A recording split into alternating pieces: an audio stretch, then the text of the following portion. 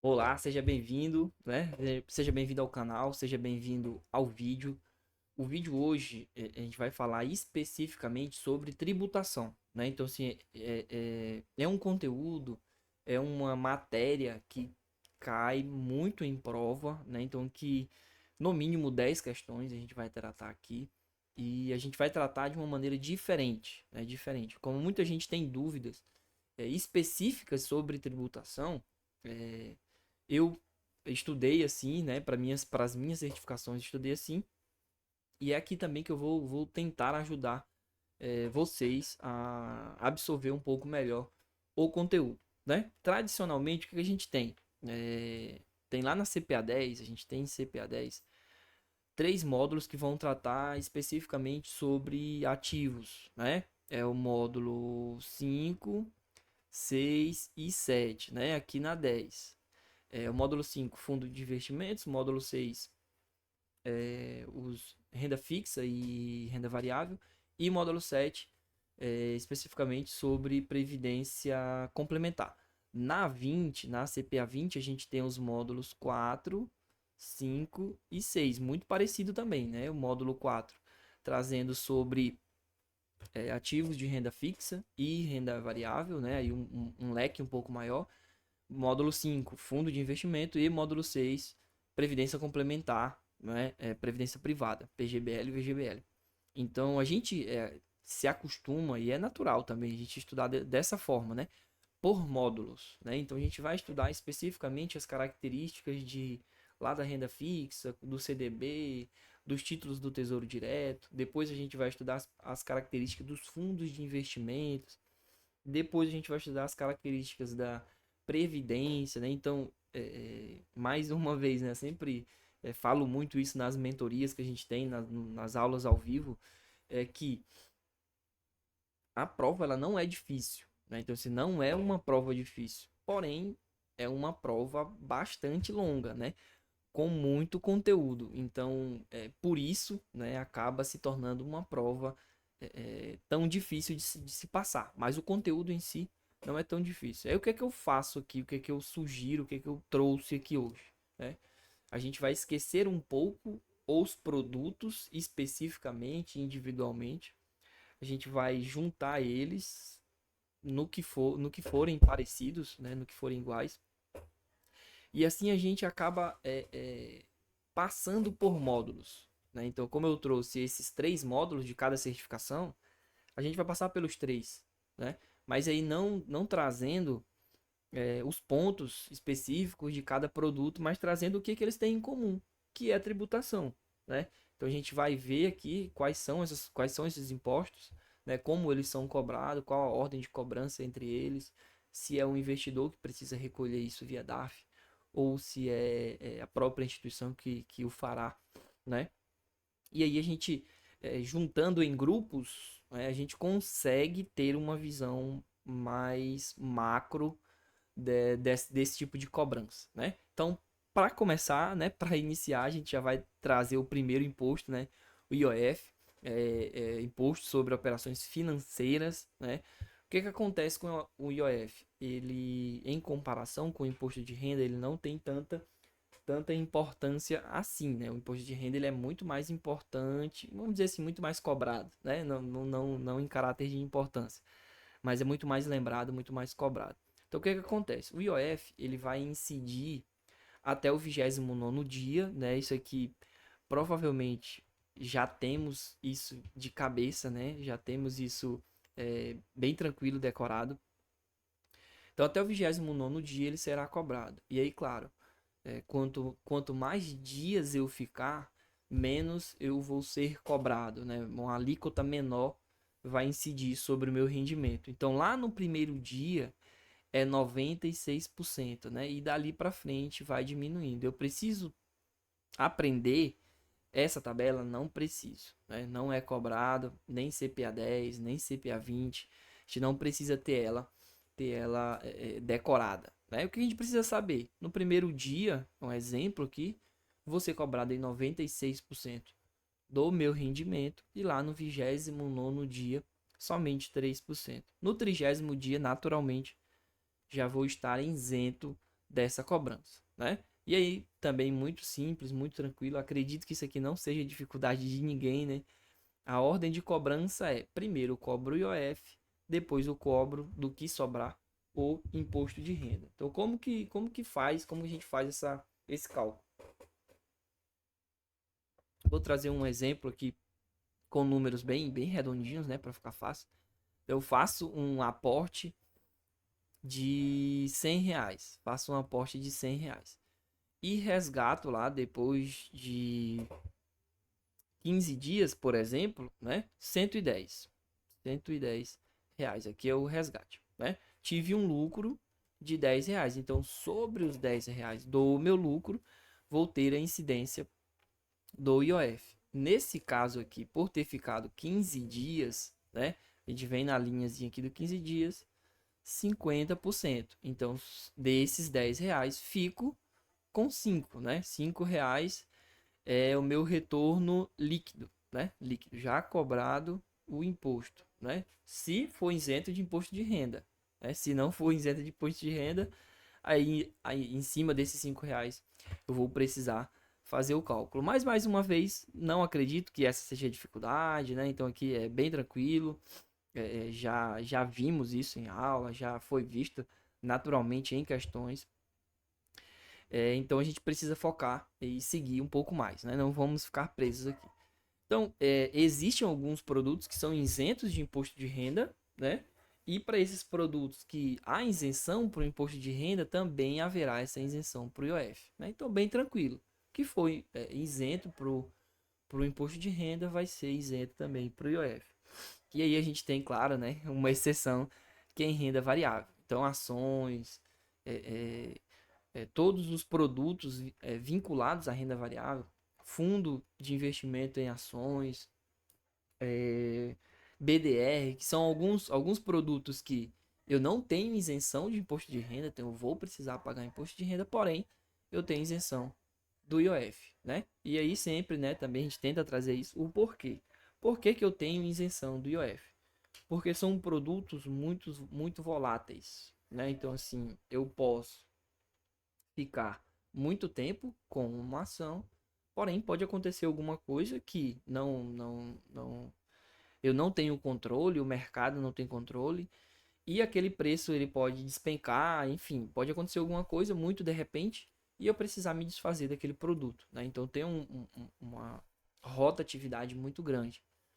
Por isso também, né, a gente não tem a cobrança do IOF nos ativos de renda variável, tá? E aí a gente vem pro principal, né? Esse cara que é o cobrado mesmo. É o famoso imposto de renda. Então, como que eu trouxe essa divisão, como mais uma vez, né? Como que a gente vai trazer aqui? Eu não vou focar nos módulos, e sim eu vou focar no conjunto de ativos que segue ali a mesma regra. Então, a primeira regra são os isentos para pessoa física, né? Então, para PF, né? Pessoa física.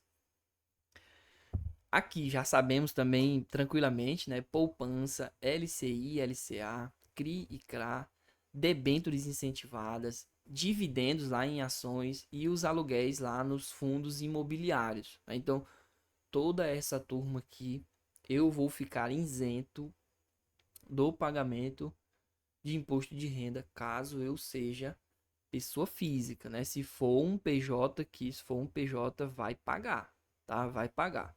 E aí também não preciso entrar nessa regra também, como que o PJ ele vai pagar. Não é nossa intenção, né? Mas a pessoa física, ela tem essa isenção. Então, a gente pode observar que tem produtos, né? Produtos de investimentos ali da renda fixa, poupança, LCI, CRI, CRA, debêntures incentivadas. E eu tenho também da renda variável, né? Os dividendos lá das ações, eles são isentos. E os aluguéis lá dos fundos imobiliários também. Desculpa. Essa é a primeira turma, né? A turma isenta. A outra grande turma que a gente tem também é a galera da tabela regressiva do imposto de renda. E aqui, muito provavelmente, também já temos isso daqui na ponta do lápis, na ponta da caneta, na ponta da língua, né? Então, a montagem da tabela, acredito que ela seja bem tranquila. Se não for, pratiquem, tá? Pratique até ela ser fácil, até ela sair muito simplesmente, muito rápido, muito fácil, num papel, de cabeça mesmo que seja, né? Então, aqui a gente tem a tabela regressiva do imposto de renda da renda fixa, né? Que a gente pode até colocar aqui da renda fixa, né? Quase todos os produtos que incidem, né? Que sofrem ali as regras da tabela regressiva são da renda fixa. E a gente vai ver quem são, né? Quem são eles. Então a gente tem CDB, RDB, debêntures, títulos públicos federais, né? E aqui a gente tem algumas exceções, né?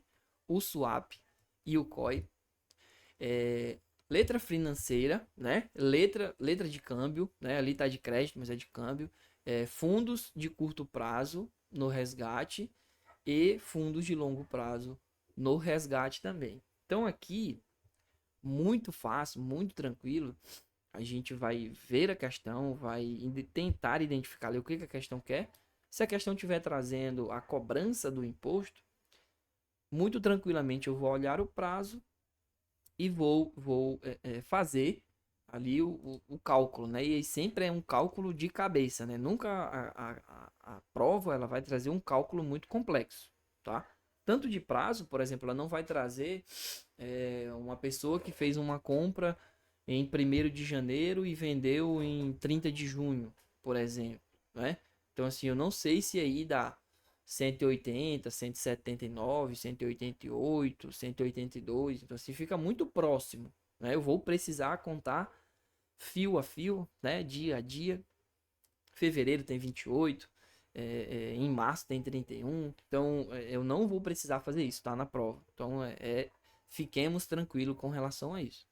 Geralmente a prova pode trazer, comprou em janeiro, vendeu em março, né? Então eu sei que ali se passaram 3 meses, sei lá, 2 meses, não vai chegar nem perto dos 180, né? Então, ou então ela comprou 1º de janeiro e vendeu 5 de janeiro do ano seguinte. Opa, passou dos 360, né? Tenho certeza que passou.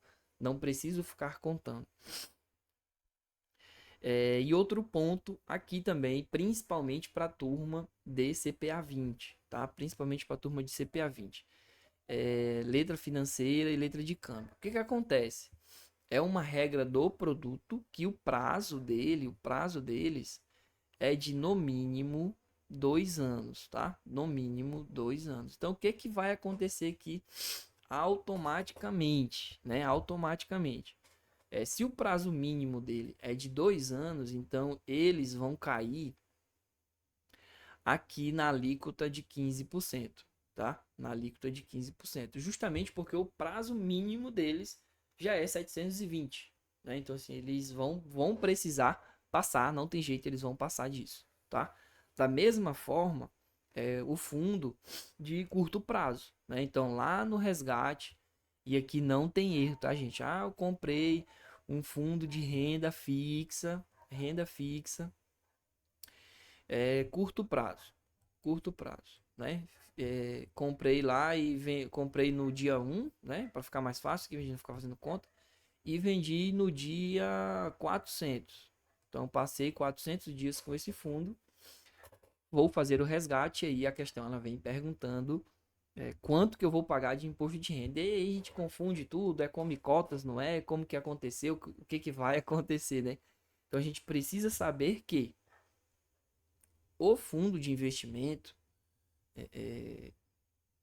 ele sempre vai ser cobrado conforme a tabela, né? Então vai ser conforme a tabela. Então eu vou precisar olhar para a tabela. A diferença aqui é que no curto prazo, eu coloquei mínimo aqui, mas é o máximo, né? O máximo, na verdade, até 360. Então o fundo de curto prazo, ele fica obrigatoriamente aqui dentro. Por quê? Porque os ativos lá dentro, se a gente for lembrar, os ativos lá, o prazo médio da carteira, ela é de 360 dias. né? Então, assim, eu não tenho ativos ali dentro que superem esse prazo, né? Por isso, por isso mesmo, eu ficando 400 dias, 700 dias, quando eu fizer o resgate, eu vou baixar ali até no máximo a segunda linha da tabela, tá? Que no curto prazo. No longo prazo, não. Então, no longo prazo, eu efetivamente posso ficar em qualquer uma dessas linhas. Ah, fiquei 100 dias, vai ser 22,5. Fiquei mais de 720 dias, será os 15%, tá? E aqui, importante também, no resgate, tá, gente? No resgate. Então, lá no resgate do fundo, eu vou para a tabela. A diferença é que, num fundo de curto prazo, eu não vou conseguir chegar até a terceira linha, né? No máximo até a segunda linha, né? Longo prazo não, aí vai normal até a quarta linha. Aqui também outra informação importante, né? Tá, fundo curto prazo e longo prazo, mas quais tipos de fundos? Todos os fundos, né? Com exceção dos fundos de ações, como a gente já viu também em aula nas aulas ao vivo. Então aqui são todos eles renda fixa, né? E todas as suas subdivisões ali dentro de renda fixa, multimercado, cambial. Então toda essa turma aqui eu vou seguir essas regras, com exceção do fundo de investimento de ações, né? Que é o próximo que a gente já vai ver aqui, já vai facilitar para a gente, que é a turma da renda variável, né? Aqui já é outra galera, né? E aí aqui informações importantes que a gente precisa ter são os prazos, né? Então, na renda variável, vou ter dois prazos: day trade, compra e venda no mesmo dia; swing trade, compra e venda em dias diferentes. Quantos dias? Não importa. Passou de um dia, já é swing trade, né? Isso aqui também eu acredito que está muito tranquilo, essas regras, né? Aqui não é para a gente aprender, é para a gente revisar. Então, lá no day trade, é 1% retido pela corretora e 20% no total é o investidor que irá pagar, né? Lá no swing trade é 0,005% retido pela corretora e os 15% o investidor vai pagar também através de DARF, né? Então tem um sisteminha que ele entra lá da Receita, ele gera o DARF e ele se vira, né, para pagar. Então quem que tá inserido nessas regras aqui? Muito fácil, né? Tranquilo. Ações, isso é mais tranquilo. Ganho de capital, né? Juros sobre capital próprio também. Opções, mercado futuro, mercado a termo, fundo de investimento em ações e BDRs, né? Então, aqui, se a gente for analisar, fica muito mais fácil a gente entender. Então, assim, juntar isso, é esse o objetivo desse resumo, desse rascunho aqui. É juntar toda a turma que tem a mesma regra. Então eu vou estudar opções, vou estudar mercado futuro, mercado a termo, fundo de ações, BDR, a própria ações ali no mercado à vista. E tudo isso vai explodir minha cabeça. É muita coisa, né? Mas se eu for parar para analisar, toda essa turma aqui segue a mesma regra. Segue a mesma regra. É day trade? É 20%. É swing trade? É 15%. Aí, claro, a gente precisa ter um cuidado, né? Aqui no juros sobre capital próprio, sempre vai ser 15%, tá? No mercado a termo, sempre vai ser swing trade. E no fundo de investimento também. Por quê? Por causa do prazo, né? Ou lá no mercado a termo, não existe um prazo do mesmo dia, né? Então não consigo realizar essa compra e venda no mesmo dia, obter um ganho ali. Somente por isso não tem. Fundo de investimento em ações, também eu não consigo fazer day trade num fundo de investimento em ações. Nem faz sentido. Por isso não tem como ser cobrado os 20%, vai ser 15%. Comprei hoje, posso vender amanhã com lucro e naturalmente já vou ter ali a cobrança dos 15% do imposto de renda, tá?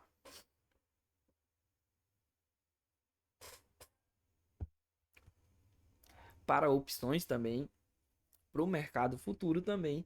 E lá no juros sobre capital próprio, ele, é claro, né? Não é que a gente faz swing trade, né? Mas como ele tá na mesma regra ali, eu coloquei somente swing trade para ajudar também a memorizar, né? Então, o juros sobre capital próprio, ele não é ganho de capital, tá? Não é ganho de capital, mas ele vai ser cobrado como se fosse swing trade ali, 15%, tá? Só para ajudar a encaixar na regra, né? Encaixar na regra. Espero que esteja facilitando, clareando para vocês também. E aí a gente vem aí sim, né, para os fundos de investimento. Aqui a gente não está falando mais de resgate, a gente está falando de come cotas ou antecipação, né? Antecipação do imposto de renda. É muito fácil também, né? Lá no mês de maio e novembro, que provavelmente todo mundo já sabe disso. No último dia útil do mês de maio e novembro vai ter a cobrança do come cotas. Para o curto prazo, 20%, para o longo prazo, 15%. Por quê? Né? Por quê? Por causa da tabelinha lá, cadê? Pronto, por causa dessa mesma tabelinha aqui, né? Mais uma vez, o curto prazo, ele só vai conseguir chegar até a segunda linha, né? Então ele só vai conseguir chegar até aqui. Por isso ele é cobrado 20%. Já o longo prazo não, ele consegue chegar até aqui, então ele vai ser cobrado lá os 15%, tá? Aqui no Come Cotas. E aí quais os tipos de fundos que vão estar sujeitos a essa cobrança? Renda fixa e suas subdivisões. Quais são as subdivisões, né? Fundo de investimento em renda fixa simples. Qual outro? Referenciado, né? Referenciado. Qual outro?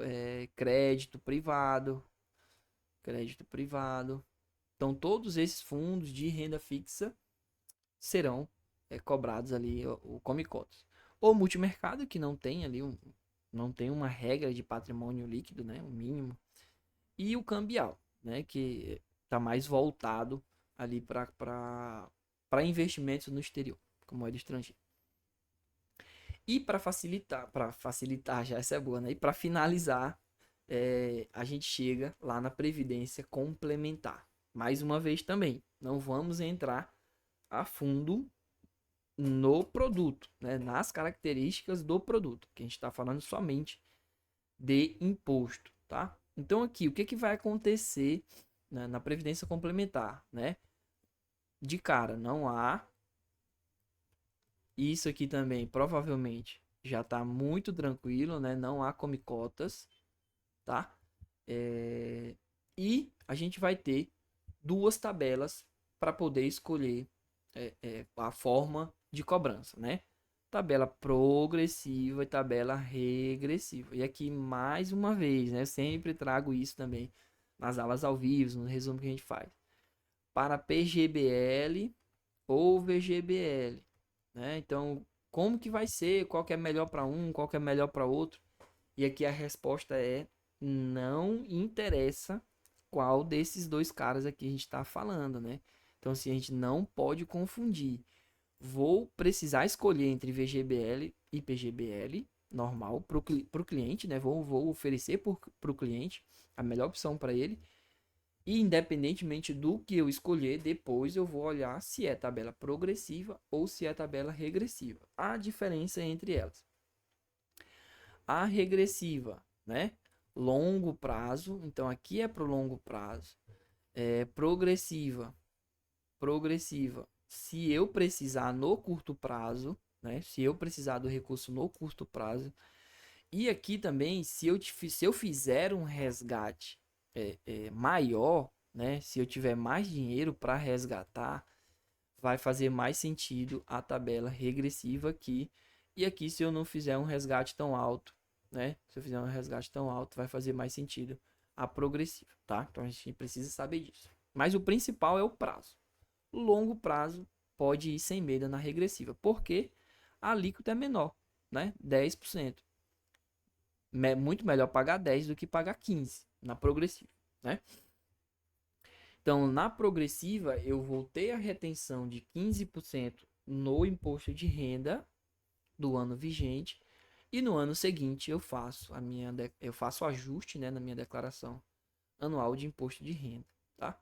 Na tabela regressiva não. O que for descontado meu no ano vigente acabou. Tchau, obrigado, né? Não preciso fazer mais nada. Por isso que a gente chama ela também de tabela definitiva, né? Então, foi os 10% cobrado, acabou, não tem mais o que conversar. Na progressiva, não. Eu preciso fazer o ajuste na declaração anual. E é por isso que aqui, na regressiva, se for muito recurso, por exemplo, for resgatar 100 mil reais, né? Eu vou precisar prestar conta desses 100 mil reais lá na Receita Federal, né? Então vai cobrar aqui 15% na fonte, né? 15 mil, certo? Já cobrou na fonte, mas no ano seguinte eu vou precisar informar, olha, eu resgatei esses 100 mil, vou somar os 100 mil junto com tudo que eu recebi, aluguel, salário, é, juros sobre capital, enfim, tudo, né? Tudo que eu recebi lá de renda tributável eu vou somar aqui e pode ser que aumente, né? Então pode ser que não fique apenas nos 15%, se for um valor muito alto, né? Se for muito alto, por isso é melhor ficar na regressiva do que na progressiva. Isso aqui é na progressiva, tá, gente? Estou falando da progressiva. Na regressiva, não. Saquei, resgatei os 100 mil. Se eu ficar na alíquota de 8 a 10 anos, por exemplo, 15%, então eu vou pagar os 15 mil, né, lá no ano e pronto, acabou. No ano seguinte eu informo para a Receita, mas esse valor ele não vai ficar somado, ele não vai ficar somado é, junto com meus outros rendimentos, aluguéis, salário, enfim, nada disso vai contar mais para eu efetivamente acabar pagando mais imposto, né? Espero ter ajudado, né? Espero ter ajudado, espero não ter confundido ainda mais, né? Eu vou salvar esse arquivo aqui em PDF, vou deixar disponível aqui em algum lugar, vai ter algum link, alguma coisa para conseguir pegar esse resumo, né? Mas a dica sempre é: faça o seu resumo, faça com as suas letras, com a sua letra, com suas palavras, com o que fizer mais sentido para você, tá? Por hora vou ficando, é isso. Até mais, a gente se vê.